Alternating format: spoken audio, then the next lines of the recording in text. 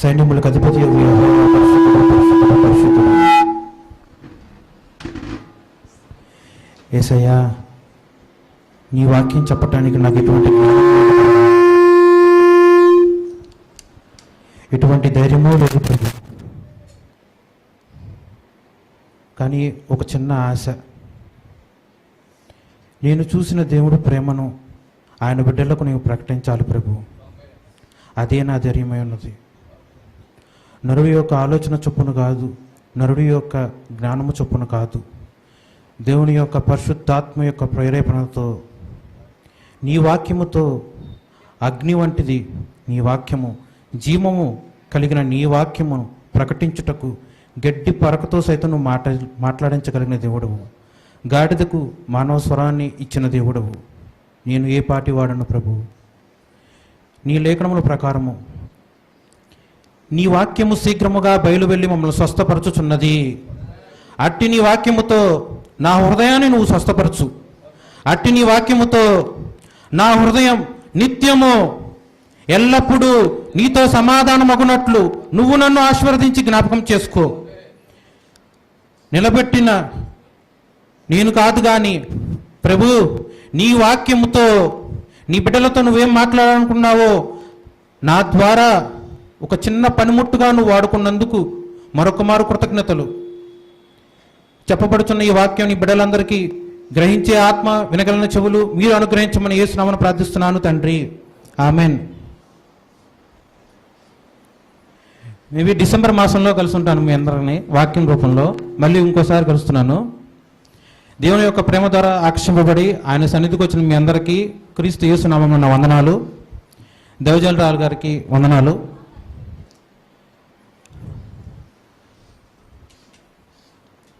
So basically నేను questions ఎక్కువ అడుగుతూ ఉంటాను, మళ్ళీ సేమ్ అదే రిపీట్ చేస్తున్నాను. దావీదు గారి గురించి, బెత్షెబా గురించి తెలియని వారు ఎవరైనా ఉన్నారా? తెలియకపోతే చెయ్యతండి. సో అందరికీ తెలుసు అనమాట, రైట్? సరే, దావీదు గారు బెత్షెబాతో పాపం చేసిన మొదలుకొని వారిరువురికి పుట్టిన మొదటి బిడ్డ అప్పటి వరకు కూడా సుమారు 9 నెలలు లేదా 10 నెలలు టైం తీసుకుంది, రైట్? ఇది తెలుసు కదా. ఏదో ఒకటి కనీసం స్పందించండి. నేనేం గోడ కాదు, మీరు కూడా గోడలు కాదు, స్పందించండి. తెలుసు కదా, ఇది మీకే కదా చెప్పేది. తెలుసా తెలియదా? సో ఈ 10 నెలల గ్యాప్లో దావీదు గారు ఒక్కసారైనా సరే దేవుడి సన్నిధిలో ప్రార్థన చేశారా చేయలేదా? బెత్షెబాని కూడుకొని మొదలుకొని వారిరువురు మధ్య పుట్టిన బిడ్డ పేరు కూడా లేదు. ఆ బిడ్డ కొన్ని నెలల వ్యవధిలోనే చనిపోయింది. ఆ బిడ్డ ఈ గ్యాప్లో 10 నెలల వ్యవధిలో దావీదు గారు దేవుని సన్నిధిలో ఒక్కసారైనా ప్రార్థన చేశారా చేయలేదా? చేశారా చేయలేదా? అదే నా క్వశ్చన్. చేశారా చేయలేదా? చేశారు. మరి ఈ కొటేషన్ మీరు వింటూనే ఉంటారు. ప్రార్థన చేయవాడు పాపము చేయడు, పాపము చేయవాడు ప్రార్థన చేయలేడు అని కొటేషన్ విన్నారు కదా. దేవుడి పుస్తకాలు ఎన్నో గొప్ప గొప్ప రాసిన జాన్ బెనియన్ అని ఒక గొప్ప వ్యాసకర్త ఈ కొటేషన్ రాశారు. మరి ఈ వాక్యం బేస్ చేసుకొని కానీ ఎలా అయినా సరే చేశారు అని మీరు చెప్పినప్పుడు నాకు వాక్యం రూపంలో ప్రూఫ్ కావాలి. ఎందుకంటే ఇది ప్రూఫ్. దేవుడు ఏదో గుడ్డిగా నమ్మలేదు, నాకు ప్రూఫ్ కావాలి. ఎవరన్నా చూపించగలరా ప్రార్థన చేశారని? దీని మీద నేను వాక్యం చెప్తాను. వాక్యం అంతా అయిపోయిన తర్వాత మీరు ఎవరైతే చేశారో అని చెప్పినారో నాకు ప్రూఫ్ చూపించండి. Maybe half an hour or more than half an hour ఈ గ్యాప్లో. సరే, వాక్యం చూసుకుందాం. యాకోబు రాసిన పత్రిక 1:2.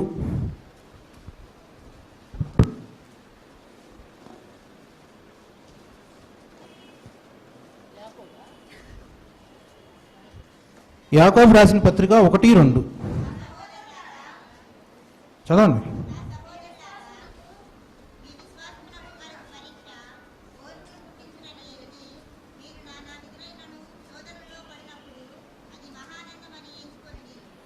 చాలండి. సో ఈ వాక్యం అందరికీ తెలుసు కదా. నా సహోదరులారా, మీ విశ్వాసముకు కలుగు పరీక్ష ఓర్పును పుట్టించునని ఎరిగి మీరు నానా విధములైన శోధనలో పడినప్పుడు అది మహా ఆనందమని ఎంచుకొనుడి. శోధన అంటే ఏంటి? ఈ వాక్యం, ఈ రిఫరెన్స్ బేస్ చేసుకుని ఎవరైనా డిఫైన్ చేయగలరా? శోధన అంటే ఏంటి?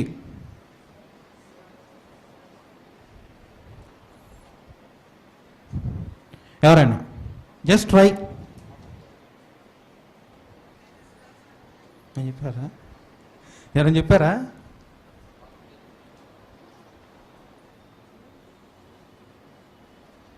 సరే, నేను డిఫైన్ చేస్తా. శోధన ఈక్వల్ టు విశ్వాసముకు కలుగు పరీక్ష. ఎన్నో రకాల డెఫినేషన్స్ ఉంటాయి, కానీ ఈ డిఫరెన్స్లో స్ట్రైట్ అవే దేవుడు క్లియర్గా చెప్తున్నారు. శోధన ఈక్వల్ టు విశ్వాసమునకు కలుగు పరీక్ష. మనందరం సంఘస్థులం. ఇక్కడ అందరూ దేవుడిని విశ్వసించి ఆయన మాత్రమే దేవుడు అని చెప్పి దేవుడి దగ్గరికి వచ్చారు. అందరూ విశ్వాసులే. సరే, మీ విశ్వాసం పరీక్షింపబడాలా, పరీక్షింపకూడదా? నాలో ఎంత విశ్వాసం ఉందో మీరు పరీక్షిస్తారా? లేకపోతే మీలో ఎంత ఉందో నేను పరీక్షించగలనా? అందరికీ ఒకే లెవెల్ ఆఫ్ విశ్వాసం ఉంటుందా? సేమ్ లెవెల్ ఆఫ్ ఫెయిత్ ఉంటుందా? సండే స్కూల్ పిల్లలు కానీ, యవనస్తులకు కానీ, నడిప్రాయులకు కానీ, వృద్ధులకు కానీ అందరికీ ఒకే లెవెల్ ఆఫ్ ఫెయిత్ ఉండదు. అసలు అది ఎలా టెస్ట్ చేయాలనేది వాక్యంలో చూసుకుంటే పరీక్ష పెడతాడు దేవుడు. ఆ పరీక్ష పెట్టినప్పుడు ఫెయిల్ అవుతారు, పాస్ అవుతారు. పాస్ అయిన వాళ్ళు గురించి మాత్రం మనం తెలుసుకుంటాం బేసికల్లీ. కానీ ఫెయిల్ అవటంలో కూడా గొప్పతనం ఉంది. అది వాక్యంలో ఎగ్జాంపుల్స్ తీసుకొని మళ్ళీ చెప్తాను. ఫెయిల్ అయితే లెసన్స్ నేర్చుకోవచ్చు. ఒక్కొక్క స్టెప్ ఎక్కుతూ దేవుని దగ్గరికి మనం మరింత విశ్వాసంతో, మరింత ఆత్మీయ బలంతో ఎదుగుతాం. ఇప్పుడు విశ్వాసంలో పరీక్ష కలిగినప్పుడు ఆ పరీక్ష ఓర్పును పుట్టిస్తుంది. పరీక్ష కలిగినప్పుడు మనము ఆనందంతో ఉంటాం కాదు, మహా ఆనందంతో ఉండాలి. ఉదాహరణకి ఇందాక ప్రసాద్ గారు కూతురు గురించి చెప్పినప్పుడు అదొక శోధన అనుకోవచ్చు. దాని గురించి ఏడవకూడదు. లోకానుసారంగా అనేకమైన శోధనలు కానీ, శ్రమలు కానీ, నిందలు కానీ, బాధలు కానీ, వేదన ఏదొచ్చినా సరే దైవ చిత్తానుసారముగా ఎటువంటి శ్రమైనను పరీక్షను మనకు వచ్చితే నిశ్చయముగా మహా ఆనందముతో మనం ఉండాలి. మహా ఆనందంతో ఉండాలి. ఇక్కడ మహా అనే ఒక 2 అక్షరాలు తీసేసిన వాక్యంలో ఎటువంటి మార్పు ఉండదు. ఆనందంతో ఉంటాం. కానీ దేవుడు అలా కోరుకోవట్లేదు. ఆనందంతో ఉండమని అంటలేదు, మహా ఆనందంతో ఉండాలి. దేవుడు మనకి ఎటువంటి పరీక్ష ఇచ్చినా కూడా అది మనం స్వీకరించి మహా ఆనందముతో మనం ముందుకు సాగాలి. ఒక ఎగ్జాంపుల్, పేతురు రాసిన పత్రిక 1:7.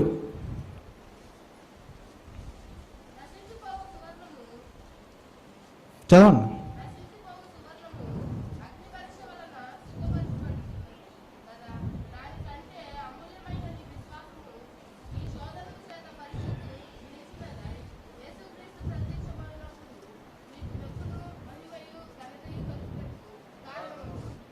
సో మన పరీక్ష దేని వల్ల వస్తుంది?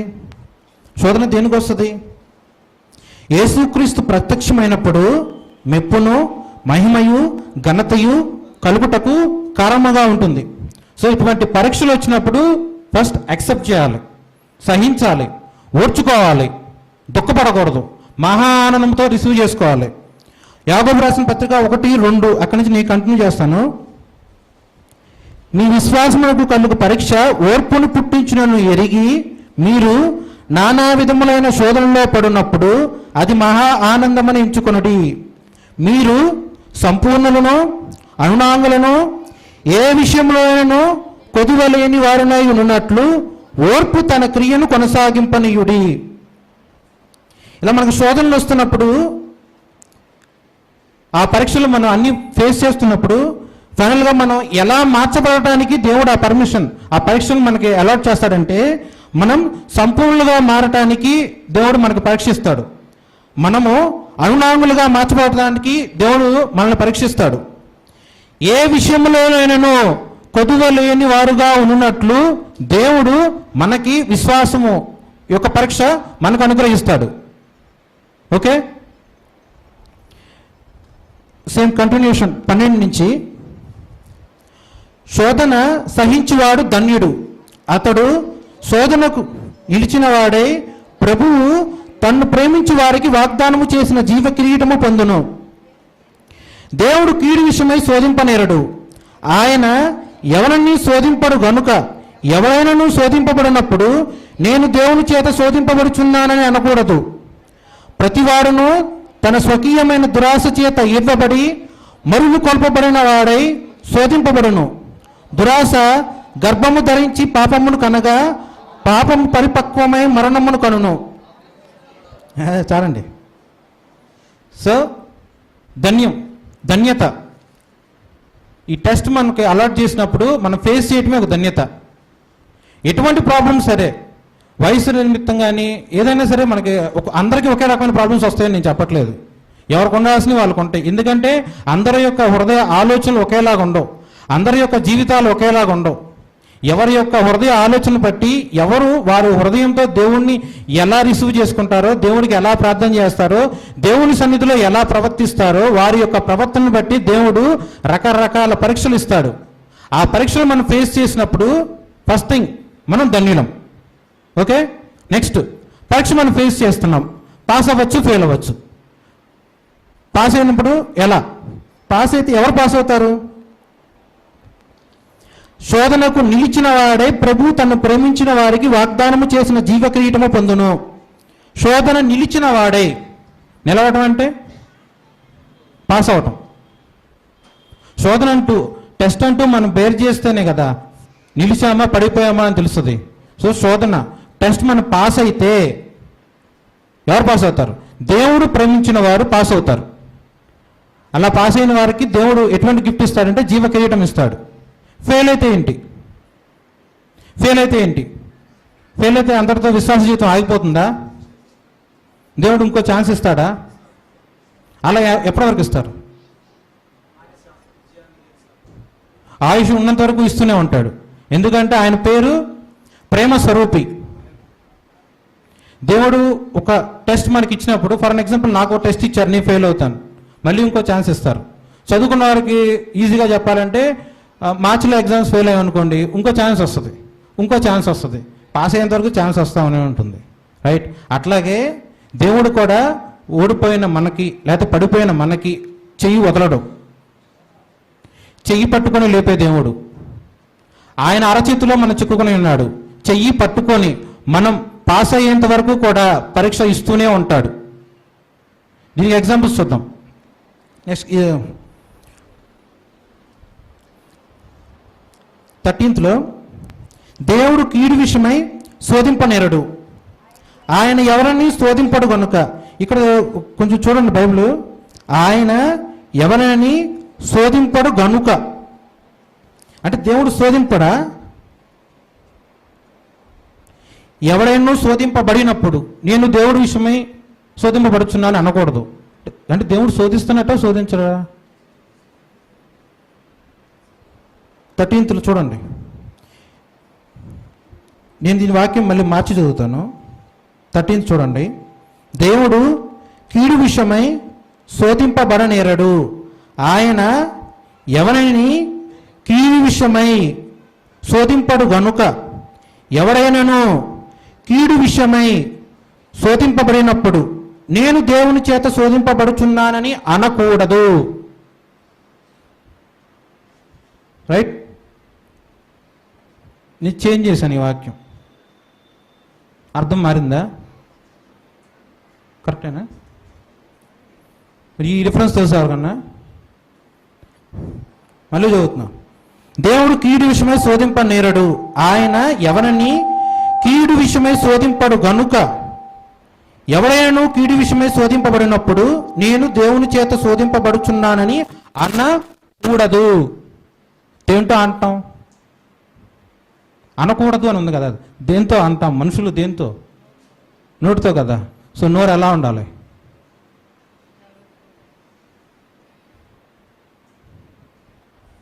దేవుడికి విరుద్ధకరమైన మాట ఏది కూడా నోటికి రానియకూడదు, అనకూడదు.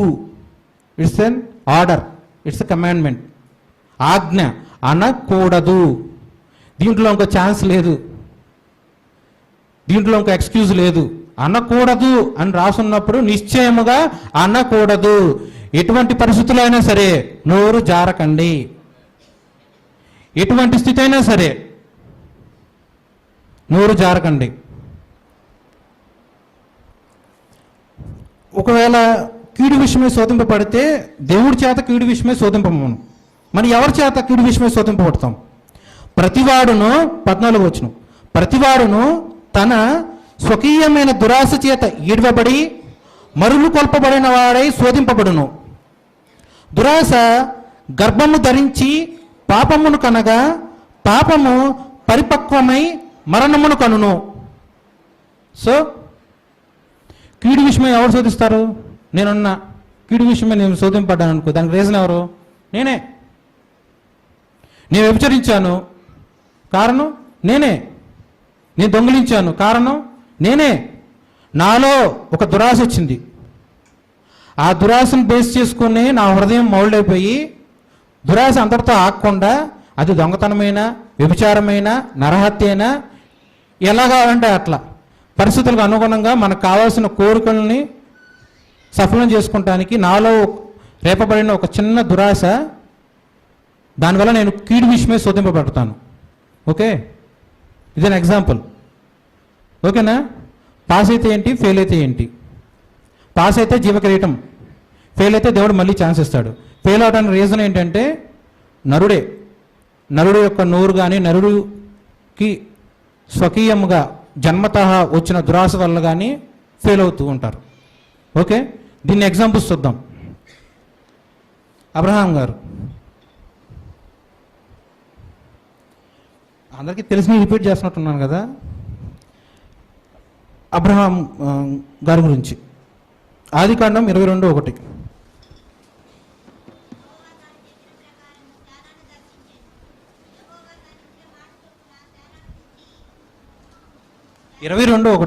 అదేనండి.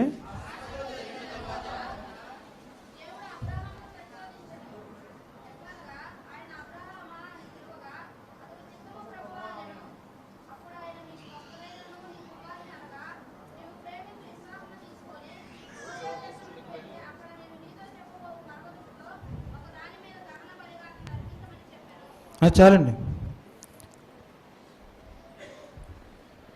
శోధన గురించి యాకోబు గారు రాసిన పత్రికలో చూసాం. దానికి ఒక ఎగ్జాంపుల్ కింద అబ్రహాం గారి జీవితాన్ని చూద్దాం. శోధన ఈక్వల్ టు విశ్వాసమునకు కలుగు పరీక్ష.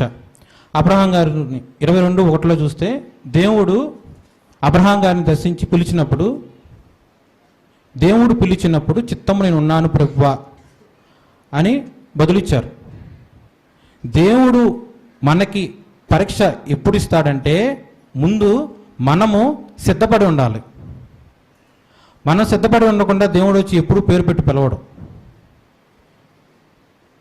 నేను ప్రార్థన చేస్తున్నాను, నాకు ఆన్సర్ రావట్లేదంటే సిద్ధపడాలి. దేవుడు మాట్లాడాలంటే ముందు సిద్ధపడాలి. స్ట్రైట్ అవే అబ్రహాం గారి దగ్గరికి దేవుడు వచ్చేసి ఇలా ఇసాకుని అలా బలివు అని స్ట్రైట్ అవే చెప్పలేదు. చెప్పచ్చు కదా, కానీ ఎందుకు పేరు పెట్టి పిలిచారు? ఆత్మీయ జీవితంలో సిద్ధపాటు. నాకు ఒక అవసరం ఉంది, నేను చేయలేను, నాకు ఆ పని ఎవరన్నా చేసి పెట్టాలి, చూసుకుంటాను, వాళ్ళు చేస్తారా వీళ్ళు చేస్తారా అని. ఇద్దరు వ్యక్తులు, ఉదాహరణకి అక్కడ పండు అని ఇక్కడ పెద్దోడు ఉన్నారు. ఆ ఒక పని ఇద్దరికి అప్పచెప్పాలి. ఇద్దరిలో నేను పరీక్షించుకుంటాను కదా, ఎవరు చేస్తారు ఎవరు చేయరని నా హృదయంలో నేను పరీక్షించుకుంటాను. ఎవరు నేను చెప్పిన పనికి సిద్ధపాటు కలిగి ఉంటారో వాళ్ళు నేను ఎన్నుకొని ఆ పని అప్పచెప్తాను. అట్లాగే దేవుడు కూడా మనతో మాట్లాడాలంటే, ఒక విశ్వాసిగా ఉన్న ప్రతి ఒక్క క్రైస్తవుడితో యేసయ్య మాట్లాడాలంటే ఫస్ట్ ఆఫ్ ఆల్ మన హృదయం దేవునికి సిద్ధపాటు కలిగి ఉండాలి. సిద్ధపాటు కలిగిన నీ హృదయంతో దేవుడు మాట్లాడతాడు, ఈ పని చెయ్యని. రైట్? ఇంకో రకంగా నా సాక్ష్యాలు చెప్పినట్టు వాళ్ళు పిలవలేదు హాస్పిటల్ రమ్మని, కానీ దేవుడి యొక్క ప్రేరేపణ చొప్పున దైవజనులుగా వెళ్ళారు. ఎలా? దేవుడు చెప్పారు, దైవజనురాలు గారు పాటించారు. సిద్ధపాటు, పిలిస్తే వెళ్తాను, పిలవకపోయినా వెళ్తాను, సంథింగ్ అప్పగించుకున్నారు దేవుడికి, అలా వెళ్ళారు. అట్లాగే విశ్వాసిగా ఉన్న మనము దేవుడికి అప్పచెప్పుకోవాలి మన హృదయాన్ని, మన జీవితాన్ని. అప్పుడు దేవుడు మనతో మాట్లాడతాడు. ఆ స్థితిలో అబ్రహాము ఉన్న తర్వాత మాత్రమే దేవుడు అబ్రహాముకి పని అప్పచెప్పారు. నీ బిడ్డని పలానా చోట బలి ఇవ్వమని. చేశారా? చేయలేదా? సిద్ధపాటు లేకుండా అబ్రహాం గారు ఆ పని చేయగలరా? నేను పని చెప్తున్నాను, సండే స్కూల్ పిల్లలు చేయగలరా ఆ పని? యవనస్తులు చేయగలరా? ఎవరు చేయగలిగిన పని వాళ్ళు చేయాలి. సంఘం కూడా అంతే, ఎవరు చేయగలిగిన పని వారు చేయాలి. అందరూ ఒకే పని చేస్తానంటే కుదరదు. దీన్ని ఎక్స్ప్లెయిన్ చేద్దాం. అబ్రహాం గారి గురించి హెబ్రీయులు రాసిన పత్రిక 11:17.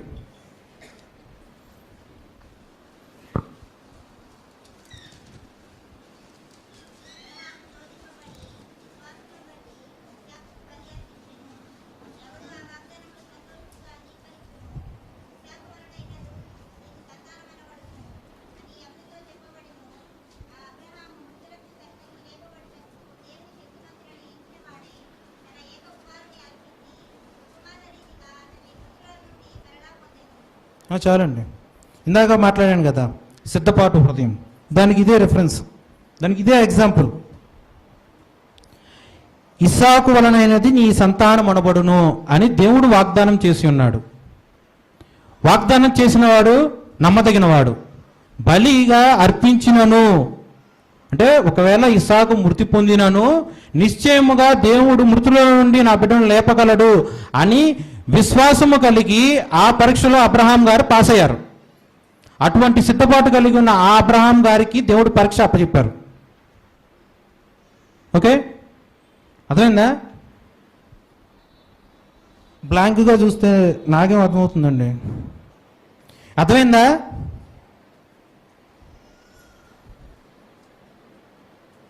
సరే, ఇంకో వ్యక్తి గురించి చూద్దాం.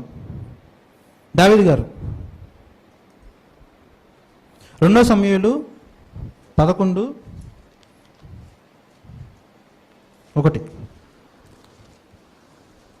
ఈ అధ్యాయం మొత్తం చాలామంది చాలాసార్లు చాలా సందర్భాల్లో చాలామంది దైవజనులు అనేక సార్లు చదువుంటారు.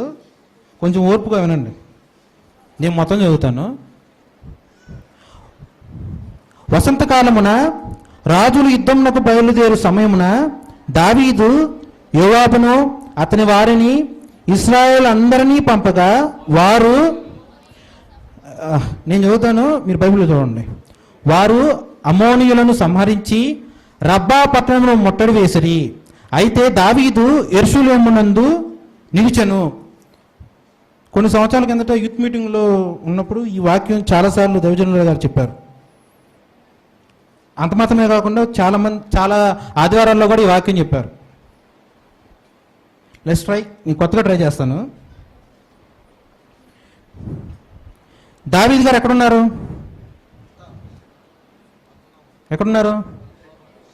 యెరూషలేములో ఉన్నారు. యోవాబు గారు కానీ ఇశ్రాయేలు సైనికులు అందరూ కానీ ఎక్కడున్నారు? రబ్బా పట్టణంలో ఉన్నారు.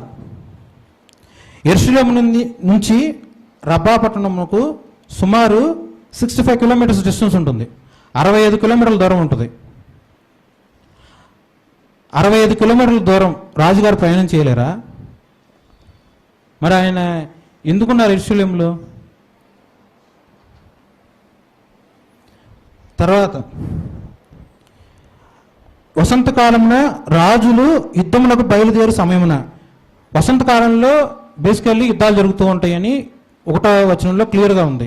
మరి యుద్ధాలు జరుగుతున్నప్పుడు సైన్యం కానీ సైన్యాధిపతి కానీ అందరూ యుద్ధంలో పార్టిసిపేట్ చేస్తున్నప్పుడు రాజుగా లీడ్ చేయాల్సిన ఒక కింగ్ ఎందుకు రాజనగరంలో ఉండిపోయారు? ఒకసారి అక్కడేమో యుద్ధం జరుగుతుంది, ఈయనేమో నిద్రపోయారు. వాక్యంలో ఉంటుంది కదా, ఎందుకు?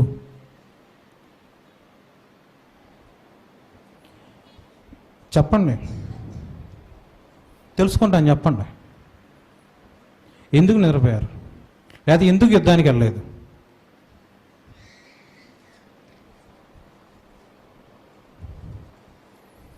ఒకానొక దినమున ప్రొద్దుగుంకు వేళ దావీదు పడక మీద నుండి లేచి రాజనగరం మిద్ద మీద నడుచుచు పైనుండి చూచుచుండగా స్నానము చేయి ఒక స్త్రీ కనబడెను. పగటి వేళ నిద్రపోయేవాడు సోమరిపోతంటారు.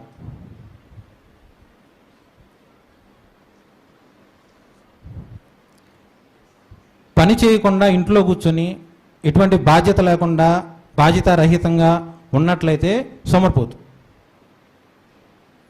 మగవారు పగటి వేళ పని చేయాలి, జాబ్, వర్క్ ఏదైనా సరే పని చేయాలి. ఇది రూల్, బైబిల్ చెప్తుంది రూల్. ఆదాము గారు మొదలుకొని ఇది రూల్. ఆయన రూల్ బ్రేక్ చేశారు. సోమరితనం కలిగి మధ్యాహ్నం పూట నిద్రించినప్పుడు ఈవినింగ్ వేళ లేచి రాజనగరి మిద్దె మీద నుంచి ఈవినింగ్ వాక్ చేశారనుకోండి, అసలు 65 కిలోమీటర్స్ దూరంలో తన సైన్యం యుద్ధం చేస్తున్నప్పుడు ఎవరైనా సరే నిద్రపోవడానికి కలిగిన ప్రశాంతత ఉంటుందా ఎవరికైనా? మన పిల్లలు ఎవరైనా ఎగ్జామ్ రాసినప్పుడు తల్లిదండ్రులు ఎవరైనా ప్రశాంతంగా ఉండగలరా? అక్కడ యుద్ధమే జరుగుతుంది. ప్రాణం పోవచ్చు, పోకపోవచ్చు, యుద్ధం గెలవచ్చు, గెలవకపోవచ్చు. ఎటువంటి స్థితిలో ఆయన నిద్రపోతున్నారు? సోమరితనం కారణం. మిద్ది మీద నుంచి నచ్చుచుండు చూడగా స్నానము చేయి ఒక స్త్రీ కనపడెను. ఆమె బహు సౌందర్యవతివై ఉండుట చూచి దావీదు దాని సమాచారము తెలుసుకొనుటకై ఒక దూతను పంపెను. అతడు వచ్చి ఆమె ఎలియాము కుమార్తెయు హిత్తీయుడగు ఉరియాకు భార్య ఉన్న బెర్షబా అని తెలియచేయగా దావీదు దూతల చేత ఆమెను పిలువనంపెను. దావీదు గారికి ఎంతోమంది భార్యలు ఉన్నారు, ఉపపత్నులు ఉన్నారు. మరి బెర్షబా మీద ఎందుకు ఆయన మోహించి ఉన్నారు? సోమర్తనం మాత్రమే కాకుండా కంటి ద్వారా చేసిన పాపము, దురాశ చేత ఆయన హృదయంలో రేగిన పాపము కార్యరూపం దాల్చడానికి ఇంకా ముందడుగు వేశారు. పాపం, వ్యభిచారం ఫస్ట్ కంటితో, తర్వాత దేహముతో. అందులోనూ ఒక దూతను పంపించారు. ఆ దూత వచ్చి ఇన్ఫర్మేషన్ ఇచ్చారు. బెర్షబా అంటే ఎవరు? ఉరియా యొక్క భార్య, ఎలియాము యొక్క కుమార్తె. ఇక్కడ రాసలేదు కానీ యాక్చువల్గా ఆమె తాత పేరు ఒకటి ఉంటుంది, తెలుసా ఎవరికన్నా?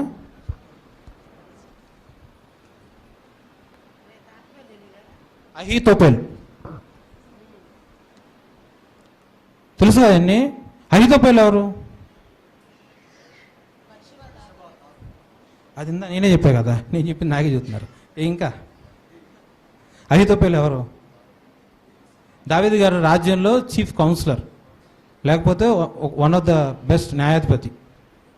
ఆయన మనవరాలు ఈవిడ. సో వేరే పోర్ట్స్ తెలిసినాయి. అంటే బెర్షబా అంటే ఎవరంటే పలానా వాళ్ళ భార్య, పలానా వాళ్ళ కుమార్తె, పలానా వాళ్ళ మనవరాలు. ఎథిక్స్ ఉండవసలా? ఎవరో తెలిసినప్పుడు అనుకున్నారు వ్యభిచారం చేయాలని.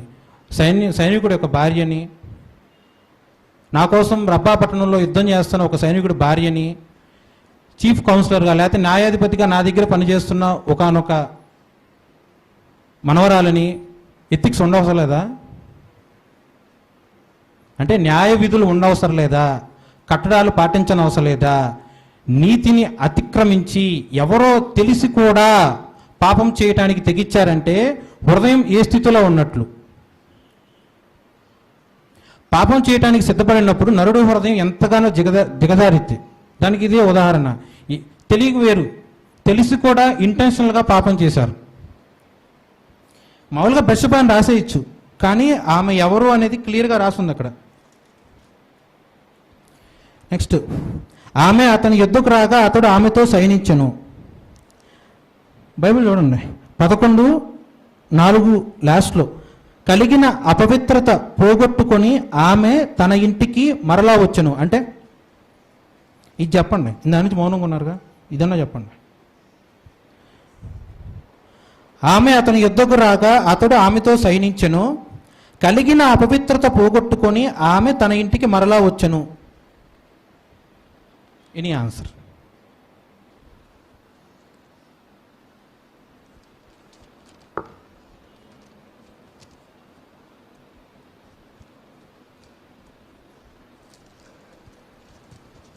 ఏం చెప్పరా?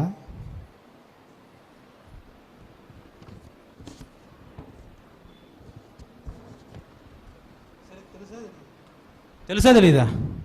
అర్థం సరే, ఇది చదివారు కదా, ఎన్నోసార్లు చదివే ఉంటారు కదా ఈ వచనం, రైట్? దీని ఆన్సర్ కావాలి నాకు. ఎన్నో నెలల్లో ఎన్నో సంవత్సరాలు దేవుడి దగ్గర విచారిస్తూ కూర్చున్నాయి దీనికోసం, ఈ ఆన్సర్ కోసం, ఒక్క సెంటెన్స్ కోసం. నీ గెస్ అట్లీస్ట్ తెలియదన్నా చెప్పండి. చెప్పండి ఎవరన్నా. తెలుసా తెలీదా?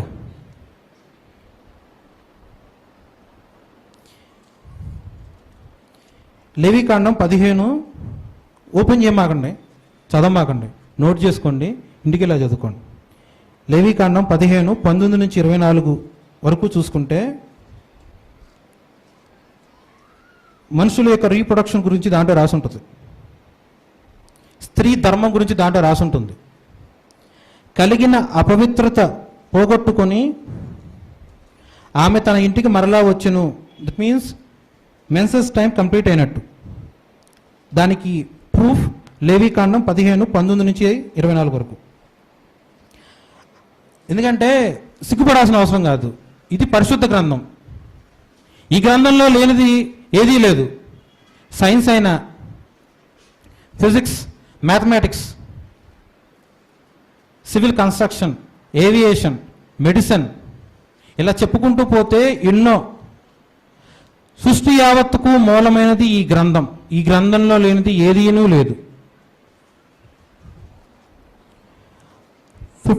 5 నుంచి కంటిన్యూ చేస్తున్నాను. ఆ స్త్రీ గర్భవతి అయి నేను గర్భవతిని అయితిని అని దావీదునకు వర్తమానం పంపగా దావీదు హిత్తీయుడకు ఉరియాను నా యుద్ధకు పంపమని దూత ద్వారా యోవాబునకు ఆజ్ఞ ఇచ్చెను. ఉరియా దావీదుని వద్దకు రాగా దావీదు యోవాబు యోగక్షేమమును జనుల యోగక్షేమమును యుద్ధ సమాచారమును అడిగెను. దావీదు గారు ఉరియాను పిలిచింది దానికోసమా? యుద్ధ సమాచారం గురించి కానీ యోగక్షేమం గురించి కానీ దీనికోసం దావీదు గారు యోవాబును పిలిచింది? కపటపు మాటలు, దురాశ ఎక్కడ తీసుకెళ్ళింది? అబద్ధముల గురించి, మోహము, అట్లాగే కపటపు మాటలు. మనసులో ఒకటి పెట్టుకొని పైన ఒక మాట్లాడతాం. కపటపు మాటలు. పిలిచిన రీజన్ వేరు. ఊరియా గారు వచ్చారు. వచ్చిన తర్వాత దావీదు గారు అడిగిన ప్రశ్న, బాగున్నావా, యోగక్షేమములు, యుద్ధం ఎలా జరుగుతుంది, దీనికోసం కాదు పిలిచింది. కపటపు మాటలు. యథార్థత కలిగి ఉండాలి క్రైస్తవుడు కానీ విశ్వాసి కానీ. కపటపు మాటలు కలిగి ఉండకూడదు. తరువాత దావీదు ఇంటికి పోయి శ్రమ తీర్చుకోమని ఉరియాకు సెలవయ్యగా ఉరియా రాజనగరంలో నుండి బయలు వెళ్ళాను.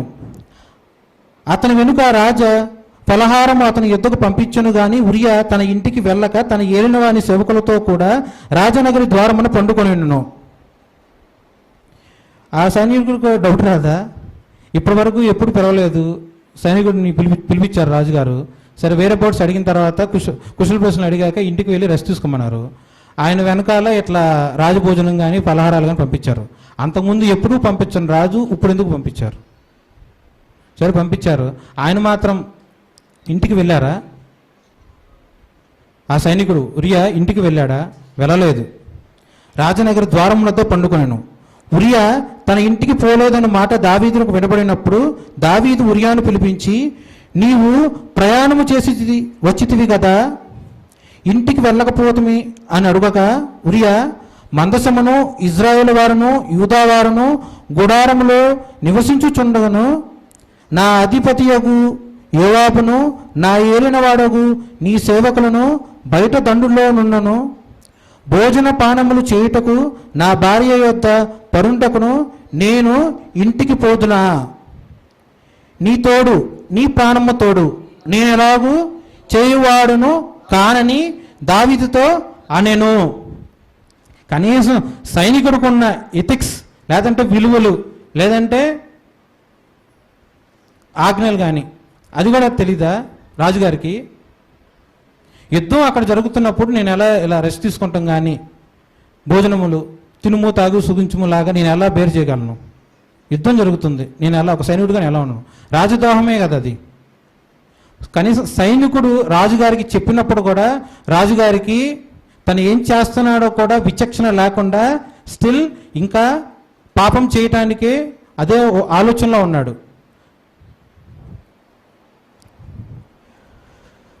పన్నెండవ వచనం, దావీదు నేడును నీవిక్కడ నుండుము, రేపు సెలవిత్తునని ఉరియాతో అనగా ఉరియా నాడును మరునాడును యెరూషలేములో నిలిచెను.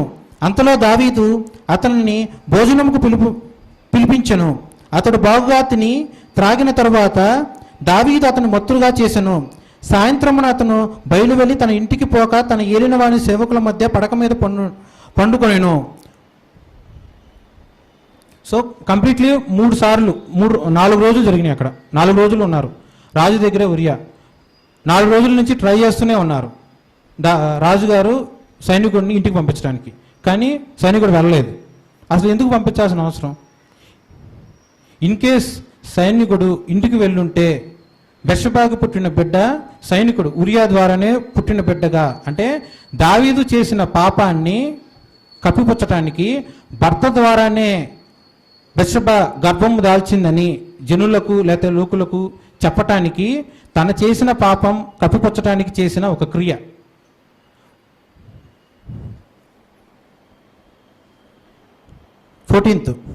ఉదయమున దావీదు యుద్ధము మోపుగా జరుగుతున్న చోట ఉరియాను ముందు పెట్టి అతడు కొట్టపడి హతమగునట్లు నీవు అతని యుద్ధ నుండి వెళ్ళిపోమ్మని. తెలుసు కదా, యాకోబు రాసిన పత్రికలో 1:14 ఇందాక చెప్పాను, దురాశ నరుల హృదయంలో ఉండి అది మరువులు కొల్పబడి పాపము చేపిస్తుంది. ఆ పాపమునకు జీతము మరణమై ఉన్నది. దావీదు గారు ఫస్ట్ టైం బెర్షబా గారు చూసినప్పుడు ఒక దురాశ ఆయన హృదయంలో వచ్చింది. దూత ద్వారా వేరే బోర్డ్స్ కనుక్కున్న తర్వాత ఎన్ని ఛాన్సెస్ ఇచ్చాడు దేవుడు. ఫస్ట్ ఒక దూత, నెక్స్ట్ దూతలను పంపించి ఆ స్త్రీని ఇంటికి పిలిపించుకున్నారు. ఎంతమంది దూతలు వెళ్ళారు? వీళ్ళ ద్వారా అందరికీ తెలుస్తుంది కదా. నెక్స్ట్ సైన్యాధిపతికి కూడా ఇన్ఫర్మేషన్ ఇచ్చారు. రైట్, దావీదు గారు సైన్యాధిపతికి కూడా ఇన్ఫర్మేషన్ ఇచ్చారు ఉరియాను పంపించమని. సో సైన్యాధిపతికి ఇన్ఫర్మేషన్ తెలిసింది. నెక్స్ట్ సైనికుడు. ఇలా టైం స్పెండ్ అవుతున్న కొద్దీ దేవుడు ఎన్ని రకాల ఛాన్సెస్ ఇచ్చారు. పాపం చేయకుండా ఉండటానికి దావీదు గారికి ఎన్ని రకాల ఛాన్సెస్ ఇచ్చారు.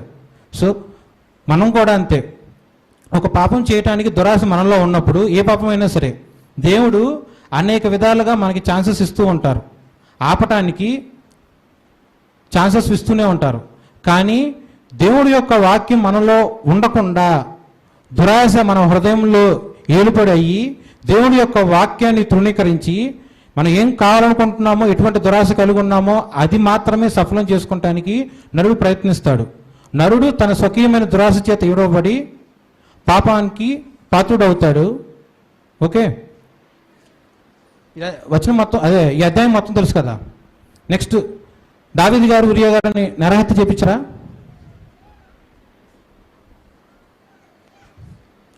నెక్స్ట్ నరహత్య జరిగిన తర్వాత దావీదు గారు బెర్షబాను పిలిపించుకొని తన భార్యగా చేస్తారు. 27 లాస్ట్లో ఉంటుంది.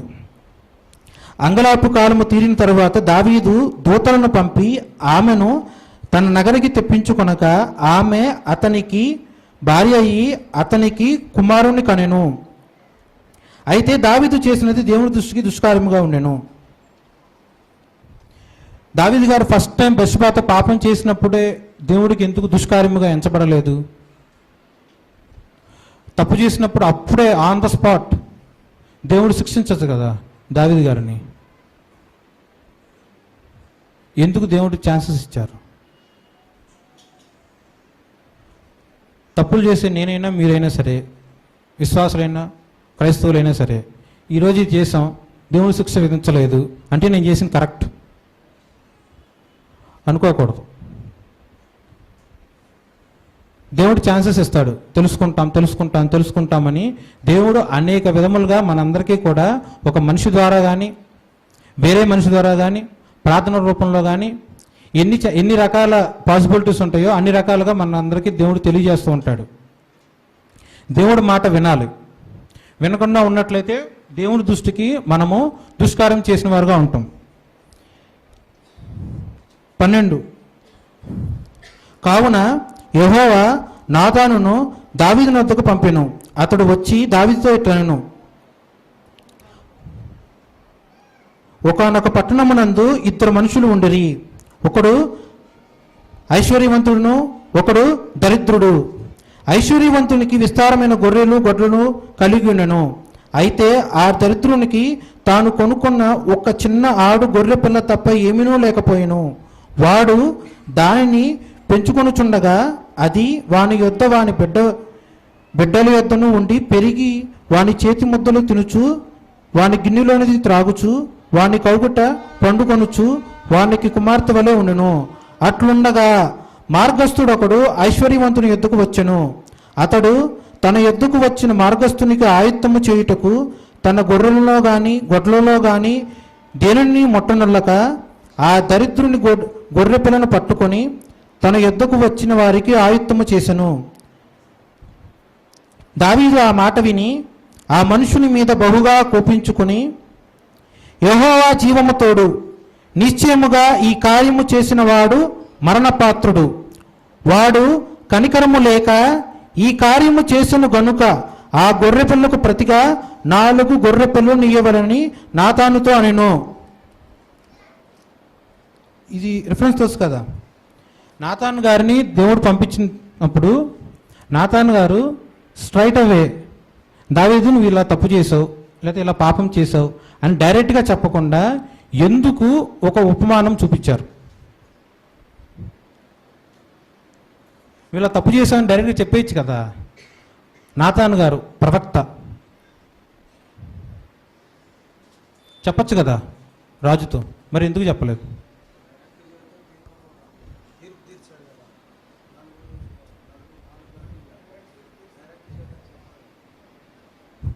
మళ్ళీ చెప్పండి.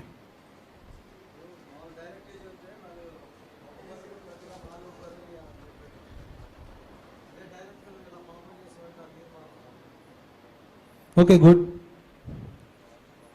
ఇంకా అంతే, ఆయన చెప్పింది కరెక్టే. ఇంకెవరైనా ఏదైనా ఆన్సర్స్ ఇస్తారా?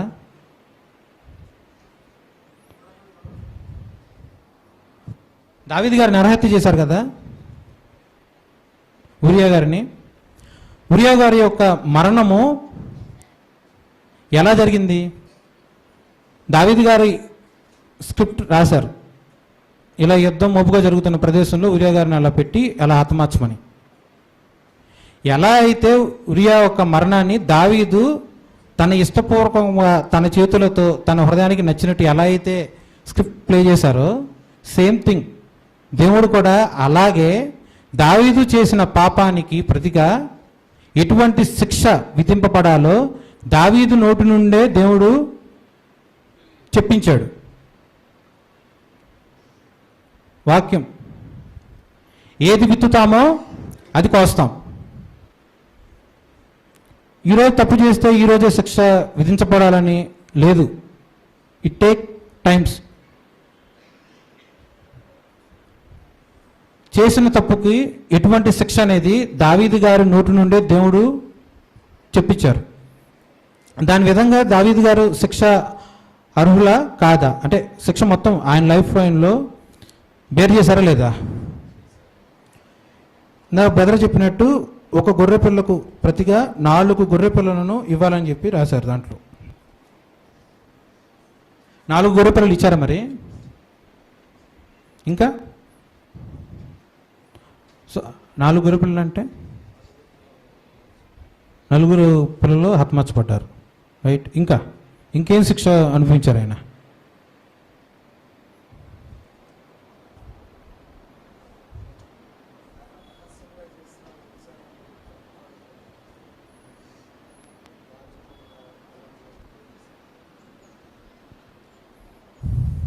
బెత్షెబాని ఆయన లోపరుచుకున్నారు.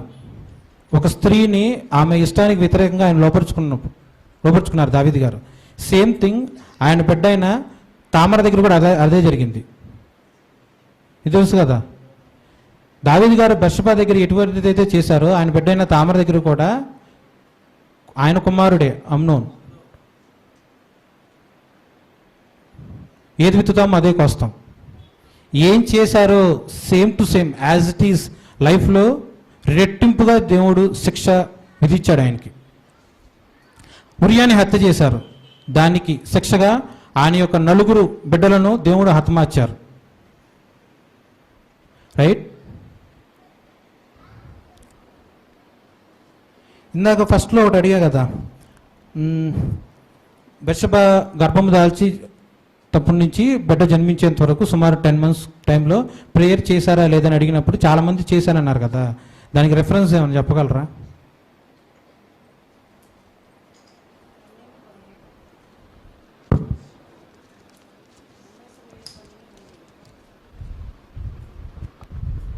రెండవ సమూయేలు 12:17. దావీదు ఉపవాసముండి లోపలికి పోయి రాత్రి అంతయు నేలపడి ఉండి బిడ్డ కొరకు దేవుని ప్రతిమాలగా ఇంటిలో ఎన్నికైన వారు లేచి అతని నేల నుండి లేవనెత్తుటకు వచ్చిరి గాని అతడు సమ్మతింపక వారితో కూడా భోజనము చేయక ఉండెను. 2 సమూయేలు 12:10 చదవండి.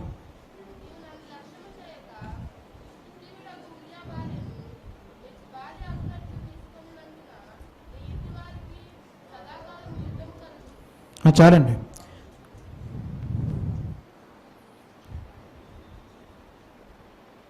14:15 చదవండి మళ్ళీ.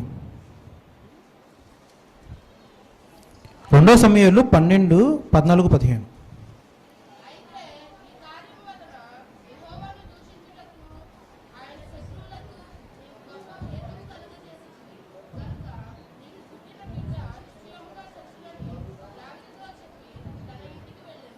చాలండి. 17వ వచనంలో దావీదు గారు ఉపవాసం ఉండి ప్రార్థన చేసింది బెత్షెబాకి ఆయనకి పుట్టిన ఫస్ట్ చైల్డ్. ఆ బిడ్డ చావకుండా ఉండునట్లు మాత్రమే ఆయన ప్రేయర్ చేశారు ఉపవాసం ఉండి 17వ వచనంలో. ఓకే, నేను అడిగిన క్వశ్చన్ ఏంటంటే, బెత్షెబాని కూడుకొని ఫస్ట్ బిడ్డ జన్మించేంత వరకు 10 నెలల గ్యాప్లో ప్రేయర్ చేశారా లేదా అని అడిగి, దట్స్ ద క్వశ్చన్.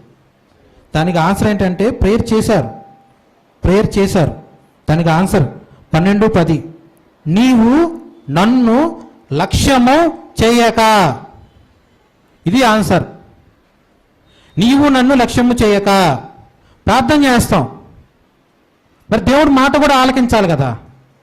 అది 1 నిమిషం ప్రేయర్ అవ్వచ్చు, 1 గంట ప్రేయర్ అవ్వచ్చు, 1 రోజంతా ప్రేయర్ అవ్వచ్చు, మంచిదే. దేవుని సన్నిధిలో అంగలాచుట కానీ, ప్రార్థించుట కానీ, విజ్ఞాపన చేయుట కానీ ఎంతో ఉత్తమం. విశ్వాసిగా ఉన్నవాడు పైకి ఎదగాలన్నా, దేవుని యొక్క కృపావరాలు కానీ, ఆత్మ ఫలము కానీ పొందాలంటే ప్రార్థన ఒక్కటే ఆయుధం. I agree. కానీ ఈ ప్రార్థన ఎలా చేయాలో కూడా తెలియాలి కదా. తెలియకుండా ప్రార్థన చేయటం ఎలా? దావీదు గారు ప్రార్థన చేశారని నేను చెప్తా. బెత్షెబాని కూడుకొని బిడ్డ జన్మించే వరకు ఈ 10 నెలల గ్యాప్లో ఆయన ప్రార్థన చేశారు. ఇది నోటి మాట కాదు, ఇది వాక్యం. 10వ వచనంలో ఉంటుంది, నీవు నన్ను లక్ష్యము చేయక. దేవుని యొక్క వాక్యము ఆయన హృదయంలో ఉండి నేరారోపణ చేయుచున్నా కూడా దేవుని యొక్క మాటను, దేవుని యొక్క వాక్యాన్ని దావీదు లక్ష్యము చేయలేదు. ఇది ప్రూఫ్.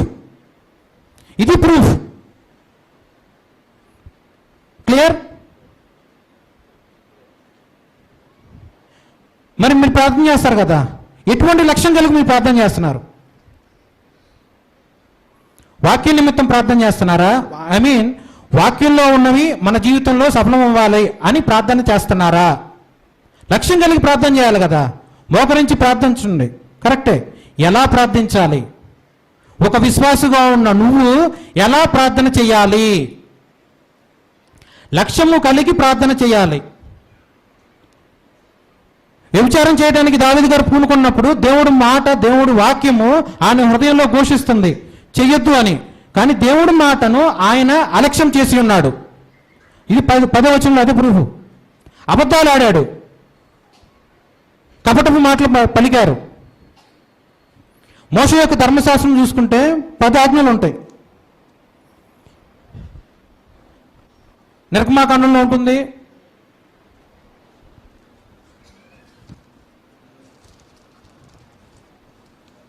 నిర్గమాకాండం 22 నుంచి 17 వరకు తీయవసలేదండి. 10 ఆజ్ఞలు ఉంటాయి. ఈ 10 ఆజ్ఞలు ఆయన తెలియనివాడా? తెలుసు కదా. దాంట్లో ఆయన 10 ఆజ్ఞల్లో ఏం ఆజ్ఞలు అతిక్రమించారో చూద్దాం. నరహత్య చేయకూడదు, వ్యభిచరింపకూడదు, దొంగిలించకూడదు, నీ పొరుగు వాని మీద అబద్ధపు సాక్ష్యము పలుకకూడదు, నీ పొరుగు వానిది ఏదైనాను ఆశింపకూడదు. 10 ఆజ్ఞల్లో 5 ఆజ్ఞల్లో ఆయన అతిక్రమించి ఉన్నాడు. లక్ష్యం లేని జీవితం. ప్రార్థన ఉంది కానీ గురి లేదు. దేవుని యొక్క వాక్యాన్ని అలక్ష్యం చేస్తూ ఎన్ని పాపాలు చేశారు చూడండి. నరహత్య, బత్షెబా యొక్క భర్తని నరహత్య చేశారు, బత్షెబాతో వ్యభిచరించారు, పొరుగువాని భార్యని దొంగిలించారు. పొరుగువాని మీద అబద్ధపు సాక్ష్యం అంటే దావీదు వల్ల వచ్చిన గర్భాన్ని ఉరియా మీద తోయడానికి ట్రై చేశారు. నీ పొరుగువాని ఏదైనా ఆశింపకూడదు, పొరుగువాని భార్యని ఆశించారు. 5 ఆజ్ఞలు అతిక్రమించారు. లక్ష్యం ఉందా లేదా? మరి సంఘస్థులుగా ఉన్న మీకు ఎటువంటి లక్ష్యం కలిగి ఉన్నది? పరిశీలించండి మీ హృదయాన్ని. దేవుడు నాతాను గారిని పంపించి ఇలా తప్పు చేసావు అని దావీదు గారితో చెప్పినప్పుడు 13వ వచనం చదవండి.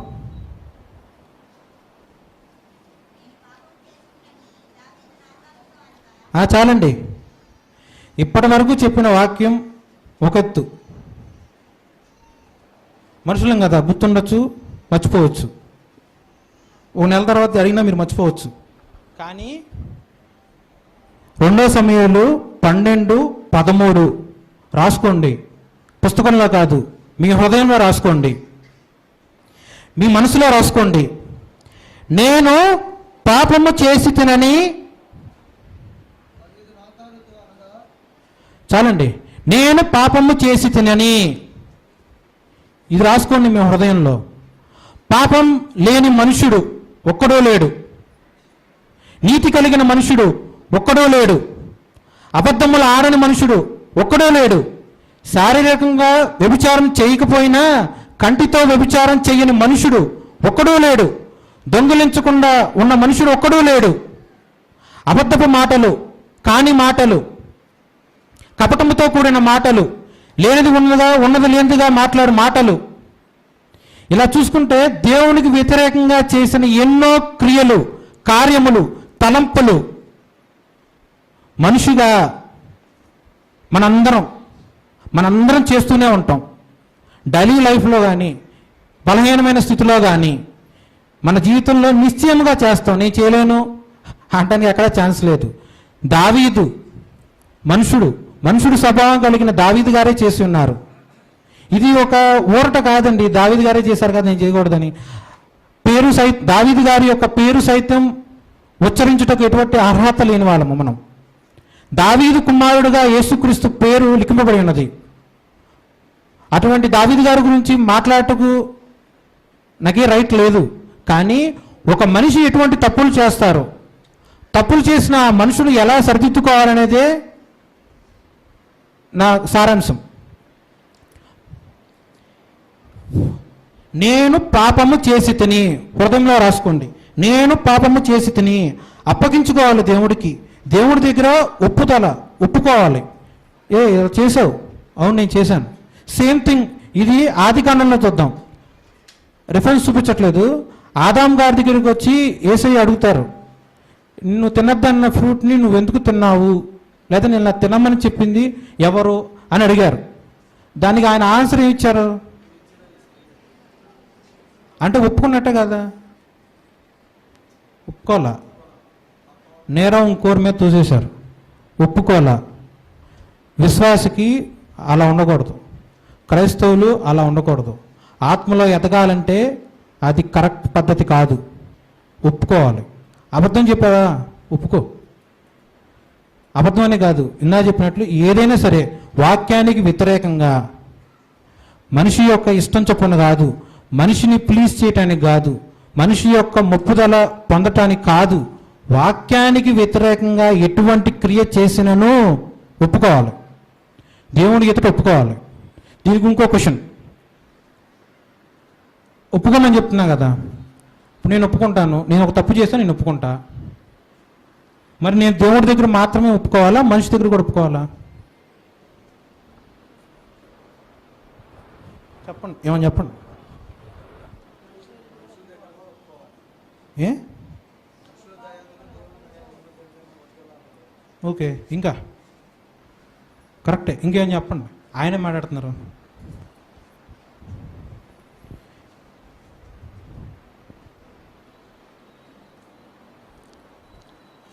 మనుషుల దగ్గర కూడా ఒప్పుకోవాలి. అసమాధానం వచ్చింది, ఇలా జరిగింది, ఐఎమ్ సారీ, లేకపోతే క్షమించు అని దేవుడి దగ్గర మాత్రం క్షమాపణ అడిగితే సరిపోదు. అబద్ధపు మాటలు మాట్లాడి ఒక మనిషిని బాధ పెట్టి ఉండొచ్చు. దేవుని దగ్గరికి వెళ్ళి ప్రేయర్లో క్షమాపణ అడిగితే సరిపోదు. మన వల్ల లేదా నా వల్ల నా కుటుంబంలో అల్లర్లు కానీ గొడవలు కానీ అసలు ఏకంగా విడిపోవడమే కానీ జరగండొచ్చు. అప్పుడు నేను దేవుడి దగ్గరికి వెళ్ళి క్షమాపణ అడిగితే సరిపోదు.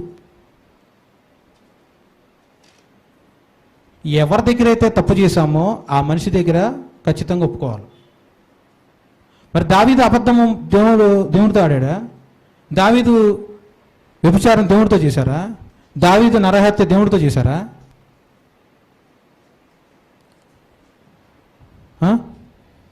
ఇవన్నీ దావీదు గారు చేసిన ప్రతిదీ కూడా మనిషి దగ్గరేగా చేసింది. సో పాపము చేసినప్పుడు ఏ మనిషి దగ్గర అయితే అబద్ధమైన, అసమాధానమైన, దోషపు మాటలైనా సరే, లేని మాటలైనా సరే, ఎవరో చెప్పింది నమ్మి, మనం అక్కడ ఉండకపోవచ్చు, ఎవరో చెప్పిన మాటను నమ్మి కూడా మనం నోరు జారుతాం. అలాంటి మాటలైనా సరే పలుకోకూడదు, దాని నిమిత్తం మనం పాపం చేయకూడదు. మనుషుల దగ్గర కూడా ఒప్పుకోవాలి, దేవుడి దగ్గర ఒప్పుకోవాలి. ఫస్ట్ దేవుడి దగ్గర ఒప్పుకొని తర్వాత మనిషి దగ్గర ఒప్పుకోవాలి. ఇది సిస్టమ్. దేవుడి దగ్గర ఫస్ట్ ఒప్పుకోవాలి. దేవుడి దగ్గర ఒప్పుకునే హృదయం లేని ఏ మనిషి కూడా మనిషి దగ్గర ఒప్పుకోలేడు. క్రీస్తు ప్రేమ కలిగి ఉన్నప్పుడు మాత్రమే ఒప్పుకుంటాం. ఓకే, చాలా రాసుకొచ్చాను, ఎటు నుంచి ఎటు వెళ్ళిపోయాను నాకే తెలియట్లేదు. సో ఫైన్, యాక్చువల్గా ఈ తెలిసిన వాక్యమే కదా, కొత్తగా ఉన్నట్టుందా?